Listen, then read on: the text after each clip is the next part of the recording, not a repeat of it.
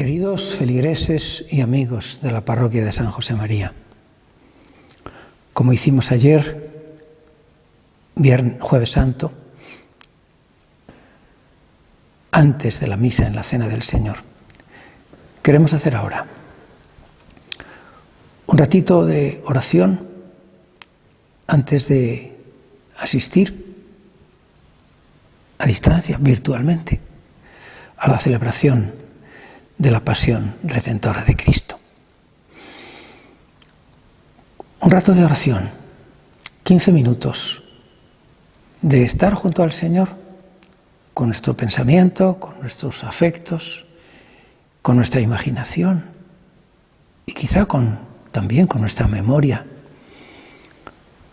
junto a Jesús, acompañándole en esas horas tremendas, amargas y dichosas, porque cuando el amor sufre, cuando se sufre por amor, como era lo que estaba haciendo Cristo, se experimenta, es verdad, el sufrimiento, el dolor, incluso la amargura de la soledad o del abatimiento, pero en el alma hay la alegría del que está haciendo aquello para dar la vida, para amar a otros. Jesús llegó al huerto de los olivos. Le acompañaban los 11, Judas no estaba. Había ido a gestionar la traición del Señor. Llegó a aquel lugar, aquel pequeñito huerto situado en la colina que está al otro lado del torrente Cedrón, el huerto de los olivos, el torrente Cedrón y la acuesta arriba que llega hasta las murallas de Jerusalén. Jesús amaba aquel sitio de paz, y no era infrecuente que Jesús se retirase a aquel lugar. Aún hoy día mantiene un silencio, un recogimiento que tiene mucho de sobrenatural. Jesús escogió a los 3 apóstoles más cercanos, más próximos, los que mejor le entendían, Pedro, Santiago y Juan, y les dijo: venid conmigo, adentraos un poquito más conmigo, porque necesito que estéis junto a mí. Avanzaron un poquito y Jesús les dijo: ahora quedaros aquí rezando mientras yo entro un poquitito más adentro y velad conmigo. Velad conmigo, porque qué bonito es como el Señor, que tiene corazón humano, necesita el amor de los que le queremos. Cristo no es indiferente a la amistad, no es indiferente al amor que quiere recibir, porque da mucho. Y el que da mucho amor quiere recibir mucho amor. Jesús se adentró solo, se postró de rodillas y empezaron unos momentos muy difíciles para Jesús. Le llamamos la agonía de Jesús en el huerto. Fue como un preludio, como un anticipo de lo que ocurriría en las horas siguientes. De repente todo se volcó en el alma del Señor. Como era Dios, sabía perfectamente lo que le iba a ocurrir, y como era hombre y por lo tanto con alma humana sujeta a la angustia, al dolor, a la soledad, experimentó como un anticipo de la pasión. Hasta el punto de que Jesús, una expresión del Evangelio muy fuerte y muy misteriosa, estaba tan en tensión que sudó sangre y agua. Volvió el Señor a la vera de Pedro, Santiago y Juan y les encontró dormidos. ¿Cuántas veces nos pasa esto mismo a nosotros? En momentos en los que el Señor quiere recibir amor o quiere que demos más amor, por ejemplo ahora, en estos momentos en los que tantas personas nos necesitan, no podemos quedarnos dormidos. Tenemos que dar a Dios, nuestro Señor, el amor que espera, y dar a nuestro prójimo el amor que necesita. Ahora, el esposo, la esposa, los hijos, los vecinos, en la medida que es prudente estar a su lado, las personas enfermas, los familiares enfermos. entreguémonos a ellos. Con las medidas de prudencia, pero llamemos por teléfono, estemos muy cerquita del que sufre.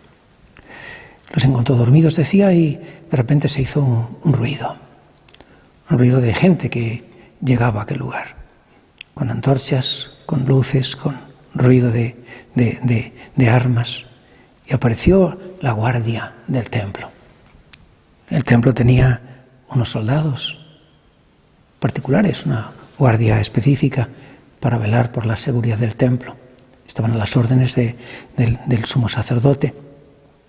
Llegaron allí, armados, y Judas a la cabeza, porque les había prometido que les entregaría a Cristo y que en la oscuridad de la noche reconocería y les señalaría: este es el Cristo al que buscáis. Se acerca Judas a Jesús, le besa. El Señor le ofrece, le tiende la mano de su perdón. Pero Judas no lo aceptó. Tenía el corazón endurecido. Prendieron a Jesús de malas maneras. Le ataron con cadenas. Le arrastraron hasta la casa del sumo sacerdote, Caifás. Allí Jesús fue detenido. Se reunió Caifás con unos cuantos de los ancianos que componían el Sanedrín, no todos, y empezaron a juzgar a Jesús, juzgar por decir algo, porque ya estaba condenado en el corazón de aquellos que le iban a juzgar. Hay diversas preguntas. Jesús, manso y humilde, casi no se defiende. Solo dirá, pues, ¿por qué hacéis esto? ¿Qué he hecho o he dicho que sea contrario al querer de Dios? Hasta que llega la pregunta definitiva. ¿Eres el Hijo de Dios? Todo lo demás era un preludio, en el que habían intervenido incluso falsos testigos que calumniaron a Jesús diciendo tonterías. ¿Eres el Hijo de Dios o no? Dilo claramente. Y Jesús, que en ese momento podía haberse callado, podía haber respondido de una manera indirecta, no. Tú lo dices, yo soy. En aquel momento fue condenado a muerte, reo es de muerte. El sumo sacerdote se rasó las vestiduras por lo que pensó que había oído, una blasfemia. ¿Qué necesidad tenemos ya de testigos? Reos de muerte. Pero los judíos no podían sentenciar a muerte a nadie, no tenían la autoridad de Roma para hacerlo. Por lo tanto, tenían que pedir al procurador romano, Pilato, que condenase a muerte a Jesús. Pero no podían ir por la noche a molestar a Pilato. Y Jesús fue recluido en una celda oscura. Todavía hoy se puede visitar, con el ánimo sobrecogido por parte de los que hemos estado allí, como un pozo excavado en la tierra, en la piedra, con un lucernario arriba. Allí estuvo Jesús, expuesto al mismo tiempo a las vejaciones, a los insultos, a los empellones, a los golpes, a las irreverencias de los soldados del templo. Cuando se hizo de día, llevaron a Jesús ante el procurador, Poncio Pilato. No estaba mal dispuesto en relación con Jesús. No tenía ningún afecto a los judíos, el procurador. Sospechaba de sus intenciones poco rectas en tantas cosas. Intentó, de hecho, que Jesús pudiera esquivar un castigo importante, o quizá la muerte. Empieza un diálogo con Jesús manso y humilde. ¿Tú eres rey? Sí, dice Jesús, tú lo dices, yo soy rey, pero mi reino no es de este mundo. En fin, sigue un diálogo en el que Pilato se manifiesta como como quizá ahora es tan fácil manifestarse, como distante, como relativizando la verdad. No me importa la verdad, sino el orden, diría Pilato. No lo dijo textualmente, pero quiero que haya orden, que no haya tumulto, que no haya alteración social. No me importa la verdad. No me importa que lo que vaya a hacer sea justo o no lo sea. Jesús fue azotado.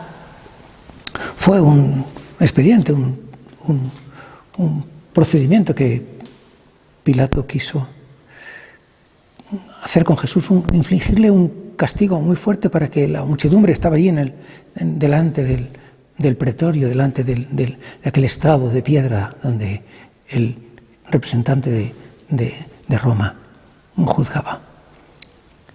Y le presentó a Jesús golpeado, con la corona de espinas, con una caña a modo de cetro ridículo.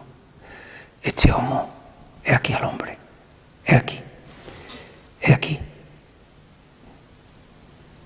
Se le ocurrió, pues, en un expediente un poco absurdo, presentar al pueblo a Barrabás, un ladrón, a Jesús. ¿A quién queréis que salve?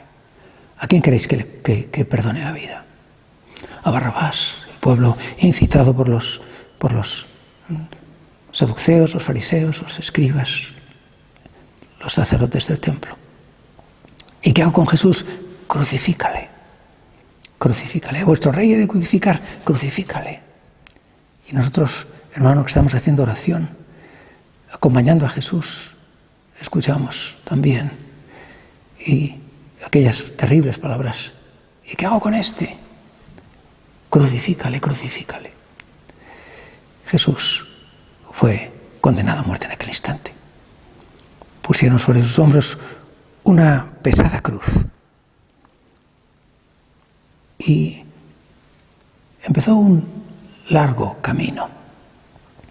Jesús iba a ser crucificado en un lugar, se llamaba el Gólgota, o el lugar de las calaveras. Era una pequeña colina delante de una de las puertas de Jerusalén, en un lugar elevado, para que los que entraban en Jerusalén viesen a los condenados allí y tuviesen miedo a hacer el mal por temor y respeto a la autoridad. Jesús tomó la cruz, se abrazó a la cruz. No tuvieron que imponerle la cruz. Como tantas veces nosotros, ante las circunstancias que no podemos cambiar como ahora, también tenemos que abrazarnos a la cruz. No soportarla, no llevarla como rezongando, como murmurando, como diciendo ¿por qué? ¿Por qué? ¿Por qué? Si no lo podemos cambiar, si es parte de nuestra identificación con Jesús, ya pasará todo esto y saldremos mejorados de todo esto. Jesús se abraza a la cruz, empieza aquel itinerario, lo llamamos el Vía Crucis, el camino de la cruz, porque fue aquel kilómetro y medio que Jesús recorrió con la cruz a cuestas, en donde hubo diversos momentos. Por ejemplo, Jesús cayó 3 veces porque no podía más. Jesús se encontró con amigos que le consolaron, que le acompañaron, que le comprendieron. En primer lugar, con la Santísima Virgen María, que miraba a su hijo con el corazón roto como solo puede hacerlo una madre. Después se encuentra con aquellas mujeres de Jerusalén buenas y que creían en él, que lloraban y se lamentaban porque veían que aquello era una tremenda injusticia que traería muchas consecuencias. Después Jesús se encuentra con la Verónica, aquella mujer buena que, compadecida, toma un velo y limpia el rostro de Jesús, de la sangre, de las heridas. Después Jesús ya no puede más. Los soldados, por temor a que no llegue vivo al Calvario, buscan a un personaje, Simón de Cirene. Era un labrador, venía de de sus tierras, de su campo. Le pidieron o le exigieron que tomase la cruz del Señor. Y Simón de Cirene tomó la cruz, acompañó a Jesús con la cruz, liberó a Jesús del peso. ¿Qué premio tendría, verdad? Aquel hombre bueno que quizá no conocía a Jesús, pero supo prestarle ayuda. Como tantas veces nosotros tampoco vemos a Cristo en los necesitados, pero nos encontramos con Cristo en los necesitados cuando les ayudamos. Llega Jesús al Calvario, se tiende sobre la cruz, los soldados crucifican a Jesús, que se deja hacer, como manso cordero, había dicho el profeta Isaías, como manso cordero. Jesús, la cruz es levantada y Jesús permanece durante 3 horas, 3 horas de agonía, desde el mediodía, desde las 12 del mediodía hasta las 3 aproximadamente. En aquellas 3 horas de sufrimiento, Jesús habló 7 veces, para dirigirse al Padre, para manifestar su dolor, su queja, entre comillas. ¿Por qué me has abandonado? Bien sabía Jesús que Dios Padre no le había abandonado, pero su corazón humano está roto. Jesús se dirige al buen ladrón que está allí a su lado y le perdona sus pecados en un instante y le abre las puertas del paraíso porque aquel hombre se arrepiente en aquel momento. Jesús perdona a los que le están quitando la vida. Padre, perdónales porque no saben lo que están haciendo. A nosotros también, a nosotros nos cuesta perdonar. Y también tenemos que perdonar como Jesús y disculpar.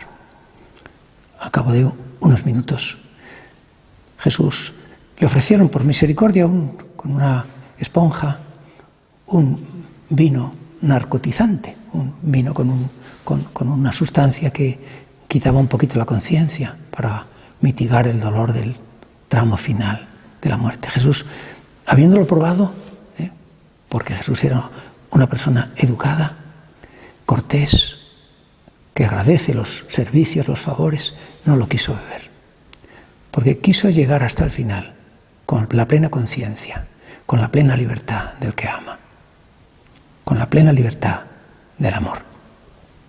Decía San José María, el patrono de nuestra parroquia, con la plena libertad del amor. Y muere Jesús. Padre, en tus manos encomiendo mi espíritu. En aquel momento la naturaleza se agita, el cielo se oscurece, muere Jesús. 2 amigos suyos, muy buenos. Jesús siempre tiene buenos amigos, aunque sean pocos, a veces. Pero Jesús quiere que sean muchos.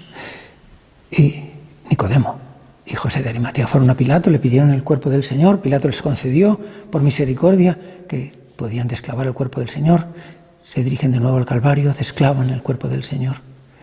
Cuántas escenas pictóricas, cuántos cuadros de descendimientos preciosos hemos contemplado en nuestra vida. Dejan a Jesús en el regazo de María Santísima. Ahí tenemos esa representación casi sobrenatural de la Pietà en la Basílica de San Pedro del Vaticano. Y entierran a Jesús en aquel mismo sepulcro en el que José de Arimatea quería ser enterrado cuando llegase el final de su vida. La Virgen María, San Juan, las santas mujeres, José de Arimatea y Nicodemo se retiraron llorando, en espera de algo que sabía, la Virgen lo sabía perfectamente, iba a ocurrir horas después. Jesús iba a vencer a la muerte, resucitando.